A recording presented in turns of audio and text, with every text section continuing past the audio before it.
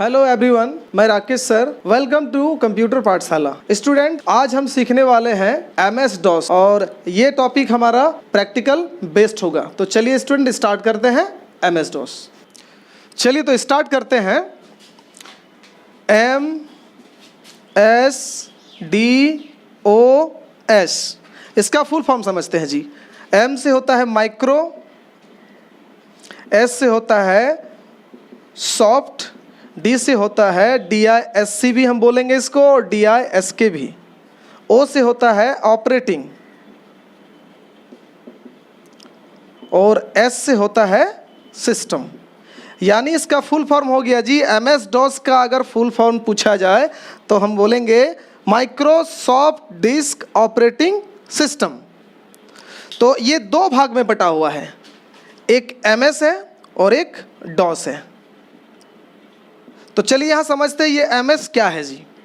जैसे हम कंप्यूटर में बहुत सारे एप्लीकेशन या सॉफ्टवेयर देखे होंगे, सुने होंगे, जैसे MS पेंट, इसके आगे भी MS लगा है। फिर हमने पढ़ रहे हैं MS DOS, इसके आगे भी MS लगा है। फिर MS office, MS word, MS excel. यानी MS क्या है? कॉमन है। यानी जितने भी सारे कंप्यूटर बेस्ड एप्लीकेशन है सबके आगे MS लगा हुआ है। तो ये क्या है?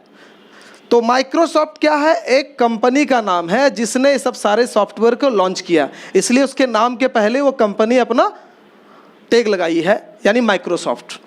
एक्चुअली होता क्या है? एक्चुअली होता है DOS, यानी डिस्क ऑपरेटिंग सिस्टम। तो इसको समझते हैं, डिस्क ऑपरेटिंग सिस्टम यानी डिस्क बेस पर ये काम कर रहा है, डिस्क पर ही काम कर रहा है। यानी कंप्यूटर में एक हार्ड डिस्क होता है, जिस हार्ड डिस्क को हम स्टोरेज डिवाइस भी बोलते हैं। यानी hard disk is the permanently storage device, it is fix inside the system unit. वो हार्ड डिस्क सिस्टम यूनिट के अंदर रहता है।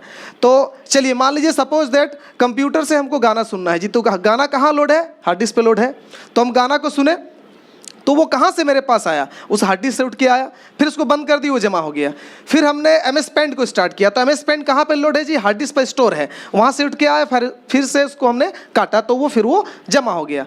तो कंप्यूटर को हम चला रहे हैं, दैट मीन्स किस चीज़ को ऑपरेट कर रहे हैं जी? उस हार्ड डिस्क को ऑपरेट कर रहे हैं। यानी उस डिस्क को ऑपरेट कैसे करेंगे, उसके लिए एक सॉफ्टवेयर चाहिए, जिस सॉफ्टवेयर का नाम है DOS। यानी DOS हमारा है क्या जी? इसको हम लोग एक सॉफ्टवेयर बोलते हैं। ये क्या है? एक सॉफ्टवेयर है और इसको हम लोग OS भी बोलते हैं, यानी ऑपरेटिंग सिस्टम। तो ये टॉपिक एकदम क्लियर है जी। तो थोड़ा सा यहाँ माइक्रोसॉफ्ट के बारे में थोड़ा सा चर्चा करते हैं हम लोग।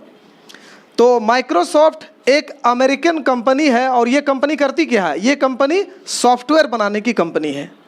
1981 के समय पर IBM का नाम सुने होंगे आप लोग, that means international business machine.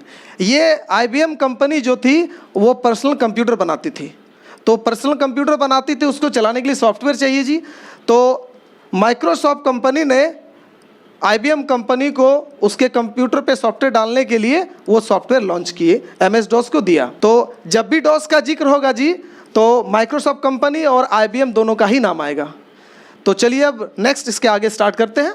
Student, software दो तरह से यूज में लाया जा सकता है, एक सिंगल यूजर एप्लीकेशन, एक मल्टी यूजर एप्लीकेशन। तो DOS जो हमारा है जी, ये सिंगल यूजर एप्लीकेशन है। तो चलिए इसको समझने के लिए एक टॉपिक के जरिए हम समझते हैं, कम्युनिकेशन।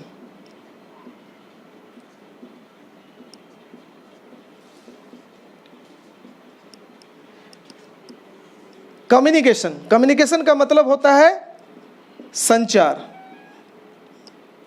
चलिए कंप्यूटर क्लास में कम्युनिकेशन बताने का क्या मतलब है?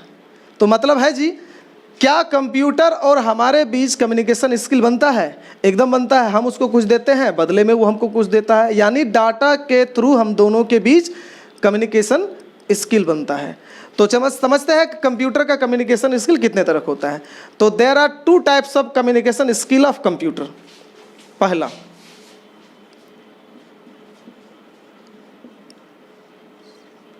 प्रोटोकॉल और दूसरा इंटरफेस।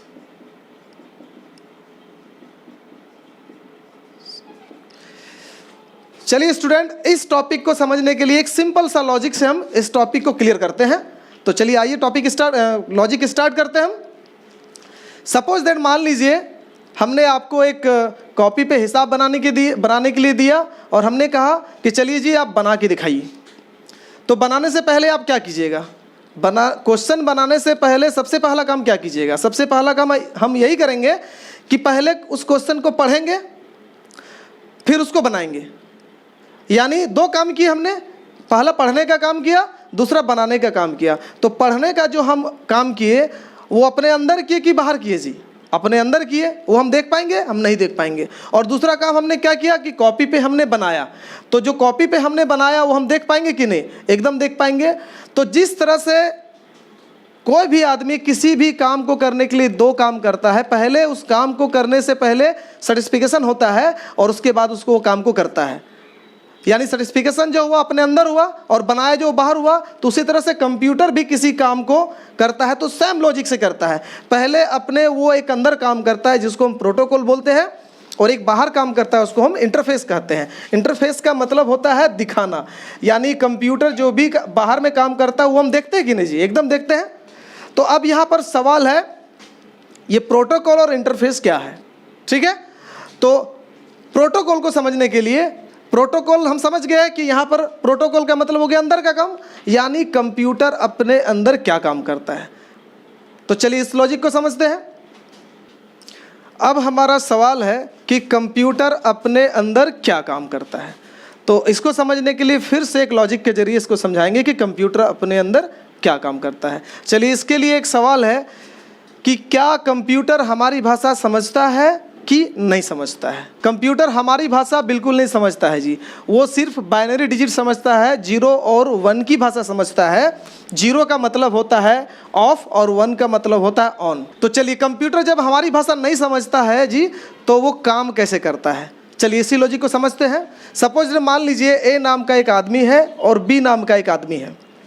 इसको केवल हिंदी आता है और दुनिया का कोई भाषा नहीं आता है, और इसको केवल इंग्लिश आता है और दुनिया का कोई भाषा नहीं आता। क्या दोनों में कभी बातचीत हो सकता है जी? बिल्कुल नहीं हो सकता है। तीसरा पर्सन एक सी है, इसको हिंदी और इंग्लिश दोनों आता है। क्या जी दोनों में बातचीत हो सकता है? एकदम हो सकता है। ए पर्सन जो है सी को बोला और सी हिंदी को कन्वर्ट करके इंग्लिश में इसको सुनाया। अब बोलिए इससे बात हो रहा है, और पुनः ये रिप्लाई इंग्लिश में किया और उसको हिंदी में कन्वर्ट करके इसको सुना दिया। तो यानी सी के थ्रू से ये दोनों में बातचीत हो रहा है।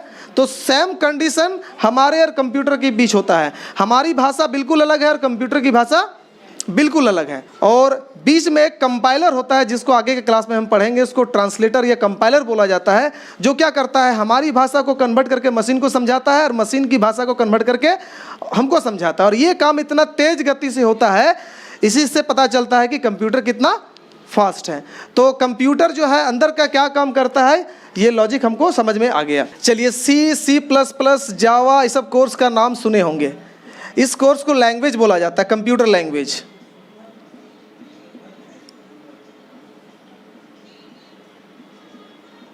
यानी कंप्यूटर की भाषा। तो इस कोर्स को जो सॉफ्टवेयर इंजीनियर लोग होते हैं, जो सॉफ्टवेयर डेवलप करते हैं, वो सारे ये सब सीखना पड़ता है।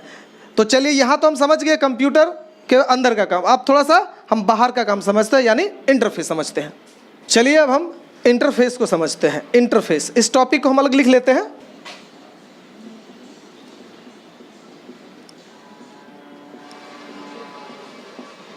इंटरफेस, इंटरफेस का मतलब हमने बताया दिखाना। अब कंप्यूटर हमको क्या क्या चीज़ दिखाता है जी? तो कंप्यूटर हमको बहुत सारा चीज़ दिखाता है। गाना सुनाता है, फिल्म दिखाता है, वीडियो दिखाता है, टेक्स्ट दिखाता है, फोटो दिखाता है। तो कंप्यूटर हमको बहुत सारा चीज़ दिखाता है। तो कंप्यूटर जितना सारा चीज़ दिखाता है उसको हम दो भाग में बांट देंगे। कंप्यूटर कैरेक्टर बेस दिखाता है और ग्राफिक्स बेस दिखाता है। यानी जो भी चीज़ लिखते हैं हम लोग वो कैरेक्टर बेस कहलाता है। उसके अलावा जो भी चीज़ कंप्यूटर हमको दिखाता है सारा ग्राफिक्स बेस कहलाता है। तो यानी इंटरफेस दो तरह का, एक CUI बेस्ड और एक GUI बेस्ड। तो चलिए CUI का मतलब समझते हैं। CHARACTER, character user interface.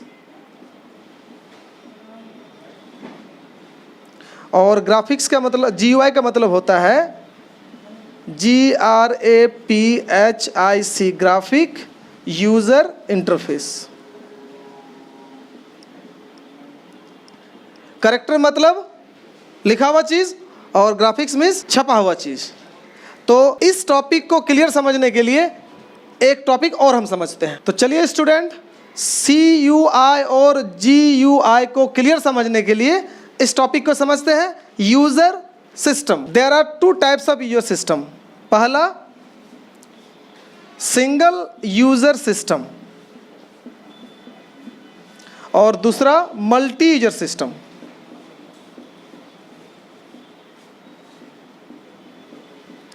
चलिए, सिंगल का मतलब क्या होता है? केवल एक। और मल्टी का मतलब क्या होता है? बहुत सारा।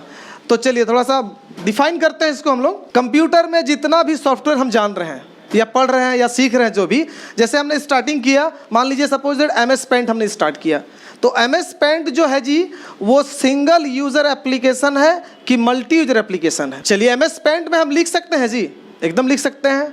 MS पेंट में छाप सकते हैं जी, एकदम छाप सकते हैं।